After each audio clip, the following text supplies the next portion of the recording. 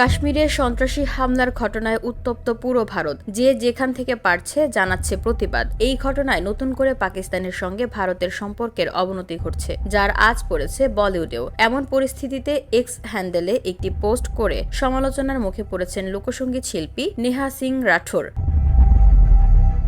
ভারতীয় সংবাদ মাধ্যম জানিয়েছে, রাষ্ট্রদ্রোহিতার অভিযোগ দায়ের হয়েছে গায়িকার বিরুদ্ধে। অভয় প্রতাপ সিং নামের এক ব্যক্তি এই গায়িকার বিরুদ্ধে লখনৌয়ের হজরতগঞ্জ থানার দ্বারস্থ হয়েছেন। ওই ব্যক্তির দাবি, সম্প্রতি এক্স হ্যান্ডেলে নেহা সিং রাঠোর একটি আপত্তিকর পোস্ট করেছেন। ওই পোস্টের জন্য সাম্প্রদায়িক সম্প্রীতি নষ্ট হতে পারে, ভারতের সৌভ্রাতৃত্ব বিঘ্নিত হতে পারে। প্রতাপ সিং বলেন, ভারত পাকিস্তানের সম্পর্কের টালমাটাল পরিস্থিতিতে কবি গায়িকা নেহা সিং রাঠোর তার এক্স হ্যান্ডেলে একাধিক আপত্তিকর পোস্ট করেছেন, যা জাতীয় অখণ্ডতার উপর বিরূপ প্রভাব ফেলতে পারে।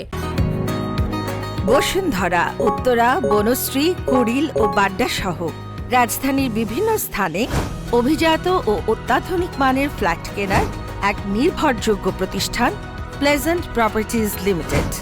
তাই আপনার স্বপ্নের আবাসনের জন্য আজই যোগাযোগ করুন। Pleasant properties limited, where destiny matches eventually. এবং ধর্মের ভিত্তিতে এক সম্প্রদায়কে অন্য সম্প্রদায়ের বিরুদ্ধে যুদ্ধে নামার উস্কানি দিতে পারে। তিনি সাম্প্রদায়িক যুদ্ধ লাগানোর জন্য উঠে পড়ে লেগেছেন। তার বিরুদ্ধে কঠোর ব্যবস্থা নেওয়ার দাবি করছি। 22 এপ্রিল ভারত নিয়ন্ত্রিত কাশ্মীরের পহেলগামে জঙ্গি হামলার প্রাণ হারান 26 জন পর্যটক, গুরুতর আহত হন আরও 20 জন। 25 এপ্রিল সোশ্যাল মিডিয়ায় একটি ভিডিও পোস্ট করেন নেহা। সেই ভিডিওতে প্রধানমন্ত্রী মোদীর বিরুদ্ধে আওয়াজ তুলে নেহা মন্তব্য করেন, রাশিয়া ইউক্রেন যুদ্ধ বন্ধ করতে পারেন এমন ব্যক্তি তার নিজের দেশে সন্ত্রাসী হামলা এড়াতে পারেন না। প্রধানমন্ত্রীর সমর্থকদেরও বিষয়টি নিয়ে রাজনীতি না করার পরামর্শ দেন তিনি। তবে বিতর্ক আরও বাড়ে যখন নেহার পোস্ট করা ভিডিওটি পাকিস্তানের কয়েকজন সাংবাদিক এক্স হ্যান্ডেলে পুনরায় পোস্ট করেন। এরপর মামলা দায়ের করা হয় নেহার বিরুদ্ধে। VOD Bangla news desk.